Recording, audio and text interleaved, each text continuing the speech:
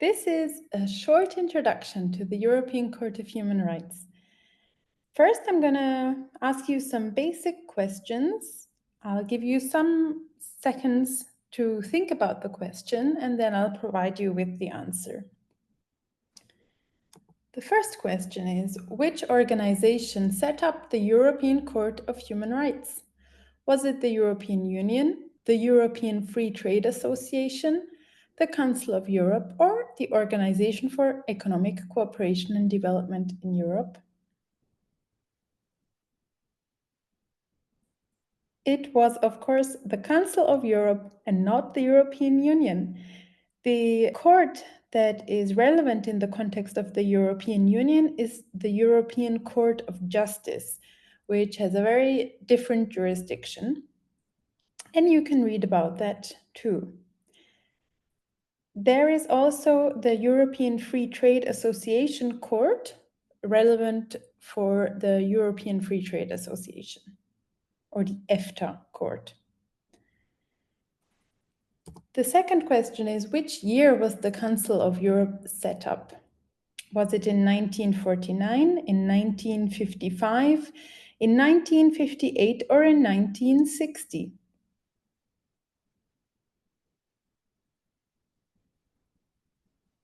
It was in 1949. The European Convention on Human Rights was signed the year after and entered into force in 1953. 1955 was the year in which the first application was brought and the first decision was issued by the court. It was a case against Germany and it was declared inadmissible.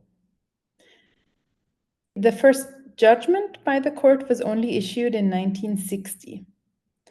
In 1958, the European Parliament in Strasbourg had its first session. It was also in 1960 that the European Free Trade Association was created. The third question is, in which city is the European Court of Human Rights based? Is it based in Luxembourg, Brussels, Strasbourg, or Frankfurt?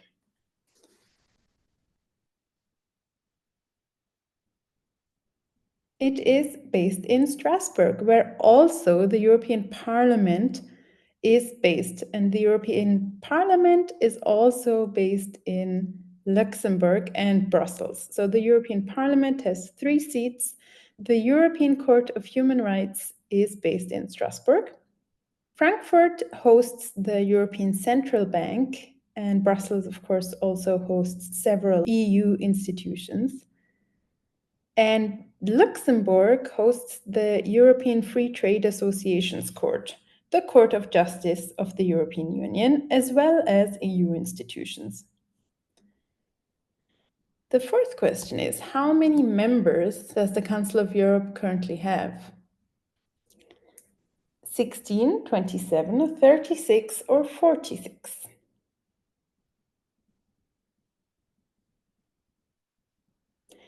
It is 46. 16 is the number of federal states in Germany. 27 is the number of states in the European Union. The Council of Europe used to have 47 states, as I'm sure you know, before Russia was no longer a member in 2022. Now, 2 questions about the members of the Council of Europe. Which of these states is not a member of the Council of Europe? Armenia, Azerbaijan, Belarus, or Turkey?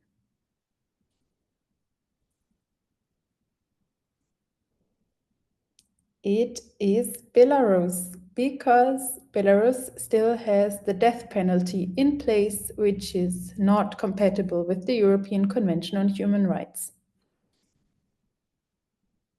Which of these states is not a member of the Council of Europe? The Holy See, Andorra, Switzerland, or the United Kingdom?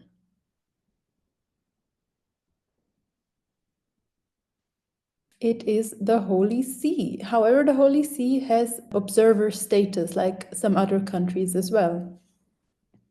If you're interested in learning more about the Council of Europe in general about its different institutions, like, for example, the Parliamentary Assembly or the different departments that do a lot of interesting work, have a look at coe.int. That's for Council of Europe.international. And you can have a look at their website and learn more about the Council of Europe in general.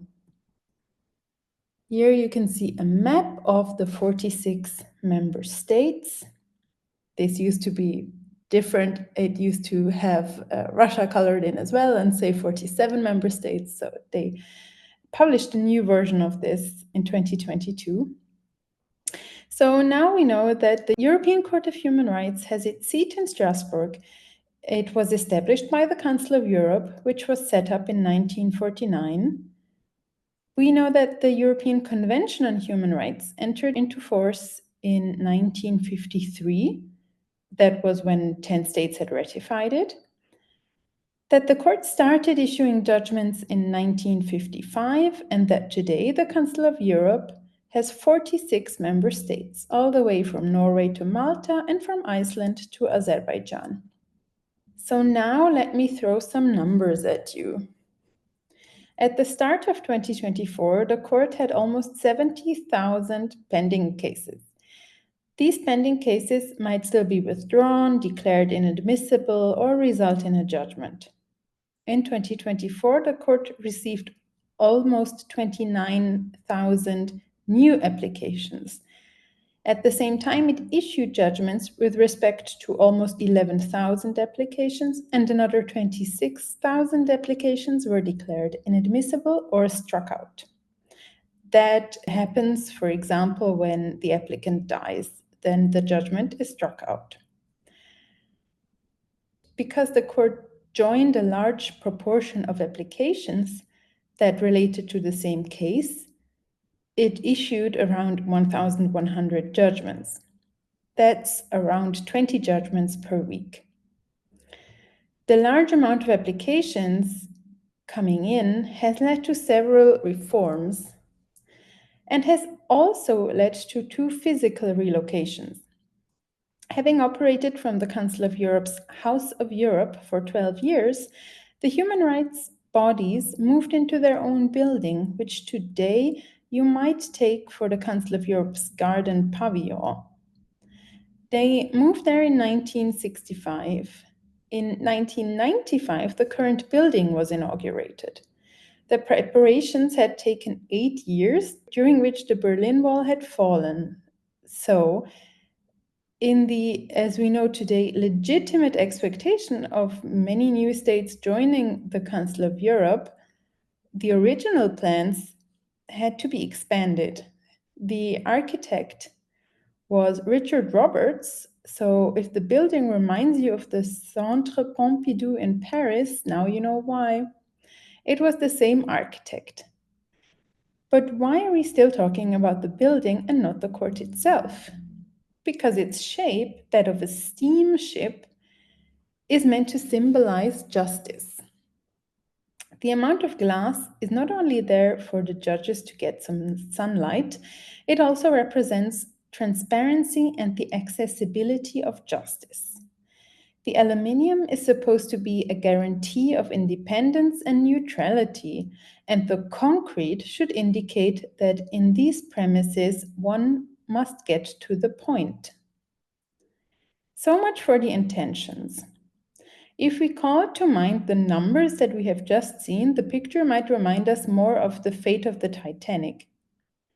In order to prevent that scenario, the court has implemented a number of reforms over the past 2 decades. Before 1998, the court operated in a very similar fashion to the Inter-American Court of Human Rights, decisions generally being issued by the Commission, which would only relinquish jurisdiction to the court in selected cases. This initial working of the court is in fact still visible in the architecture of the hearing rooms at the front of the steamship, which you can see here. The smaller one was designated for the Commission, the larger one for the court. In 1998, Protocol number 11 entered into force, and the Commission and court setup transformed into one full-time court. So the court itself expanded its capacity. In 2010, judges' terms were increased to 9 years, meaning more experienced judges, less turnover, and greater productivity. But more fundamentally, this happened. The single judge formation and committees of 3 judges were introduced to deal with quote-unquote simple cases, and a new admissibility criterion was added. So this reform was obviously a first step at decreasing the workload of the court, or to quote-unquote guarantee the long-term effectiveness of the convention system. Subsequently, the time within which an application must be lodged following the final domestic decision was reduced to 4 months in 2013, and the possibility of the highest domestic court to request an advisory opinion on the interpretation or application of the convention was granted through Protocol number 16. As you can already see from this chart, and as the numbers showed us, the admissibility criteria are the biggest obstacle to obtaining a judgment from Strasbourg. The admissibility criteria would really be a whole other lecture or course, so this list will have to suffice for now. If you're interested in the topic of jurisdiction, there was a case a few years ago against Germany, which you might find interesting. If you want to delve into the topic of admissibility criteria a bit deeper, there is this practical guide on admissibility criteria published by the European Court of Human Rights. The European Court of Human Rights has also published some fact sheets and guides on different cases of the European Convention on Human Rights. There are the Human Rights Education for Legal Professionals, or HELP, online courses on various topics relating to the European Convention on Human Rights. And the Council of Europe has also published various handbooks and guides and fact sheets that you might find interesting. So that's it for a very short introduction to the European Court of Human Rights.